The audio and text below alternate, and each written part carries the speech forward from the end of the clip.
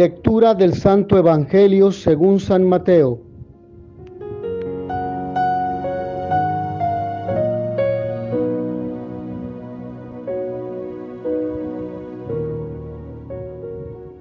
En aquel tiempo Jesús llegó a su tierra y se puso a enseñar a la gente en la sinagoga, de tal forma que todos estaban asombrados y se preguntaban: ¿de dónde ha sacado esa sabiduría y esos poderes milagrosos?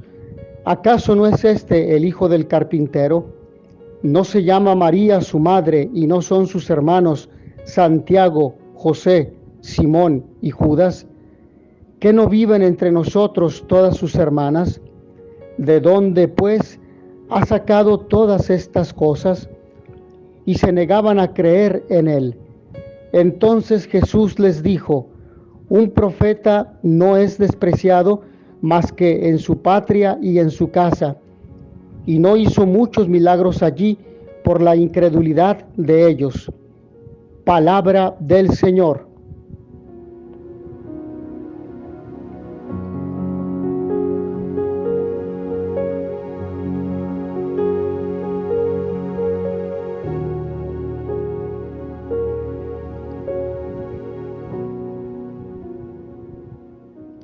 ¿De dónde ha sacado esa sabiduría y esos poderes milagrosos?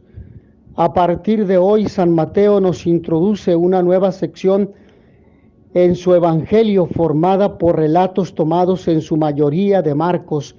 Mateo presenta en esta parte algunos elementos que tienen relación con Pedro, pero la temática recurrente de la sección es el pan y la comida.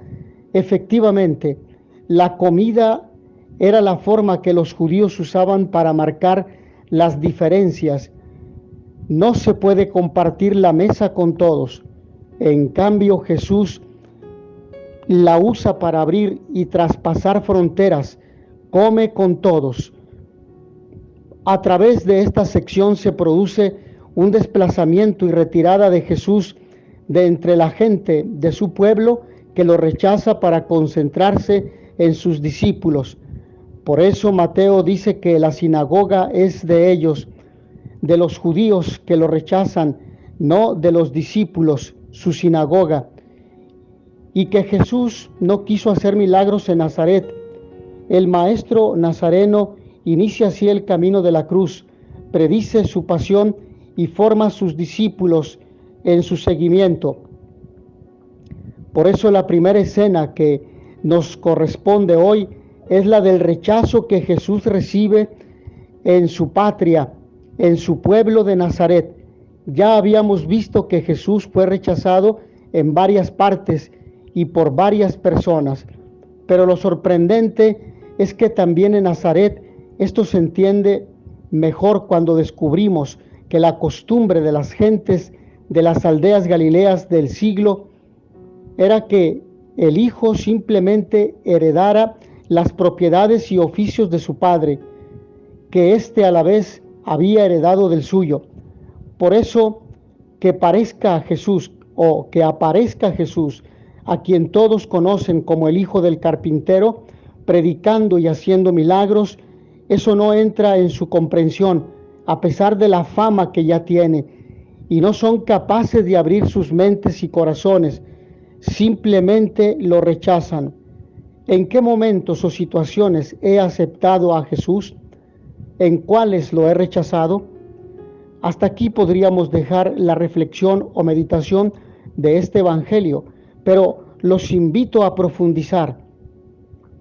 El Evangelio nos enseña que seguir a Jesús es buscar no una gloria exterior, sino una sabiduría interior. Él fue rechazado, comenzando tristemente por sus mismos conciudadanos, porque se presentaba ante ellos no como alguien diferente, sino como uno de tantos.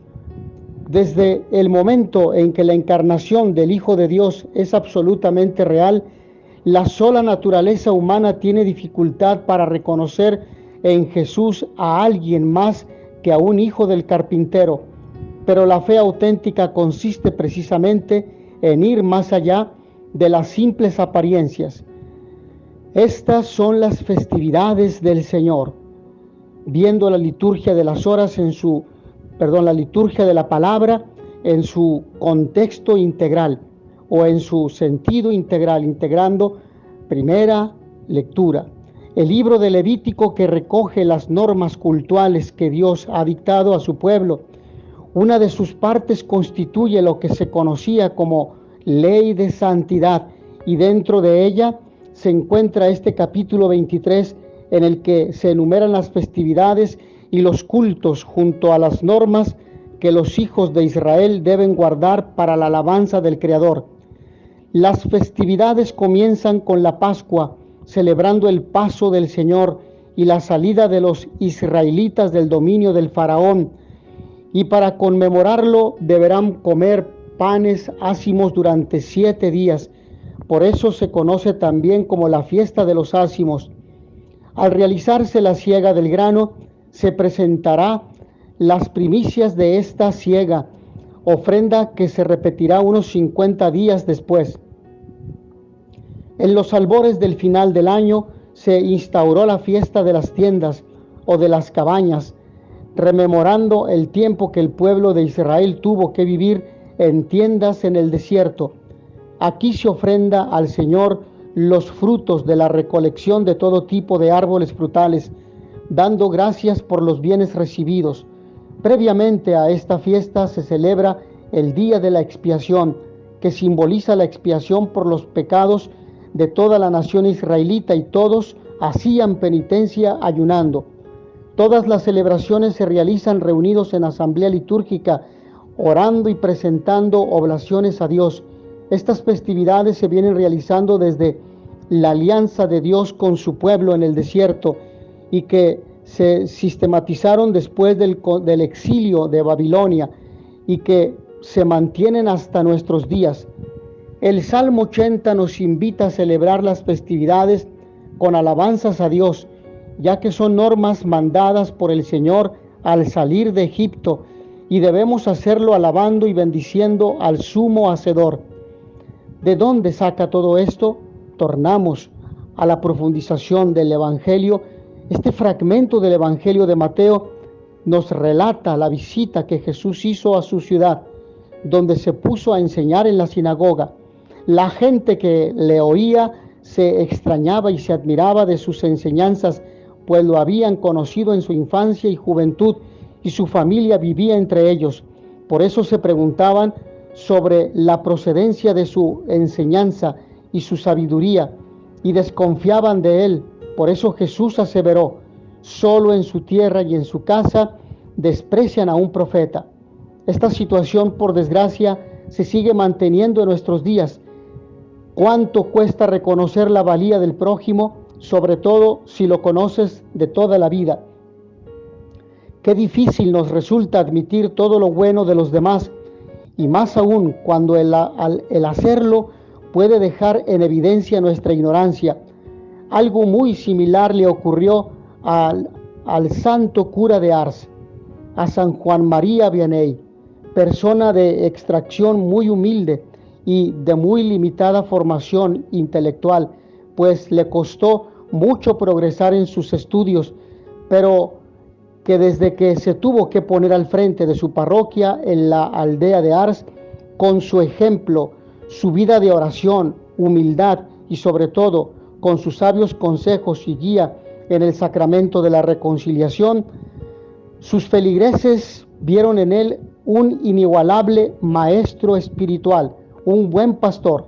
También tuvo que soportar la incomprensión de algunos parroquianos y otros sacerdotes de la diócesis, llegando a desprestigiarlo, pero Dios estaba con él, y gracias a su entrega y sabios consejos se convirtió en auténtico padre espiritual de gente de toda clase y condición, e incluso de otros clérigos y magistrados de la Iglesia, y hoy es venerado como patrón de los sacerdotes, con cura de almas de toda la Iglesia universal. Somos personas de poca fe, como los habitantes de Nazaret. Valoramos los méritos de los demás o intentamos engordar sus posibles defectos, hablando mal y difamándolos. Mis hermanos, que a todos ustedes el Señor los bendiga y les dé la paz. in notitia veritatis proficere pax et bonum.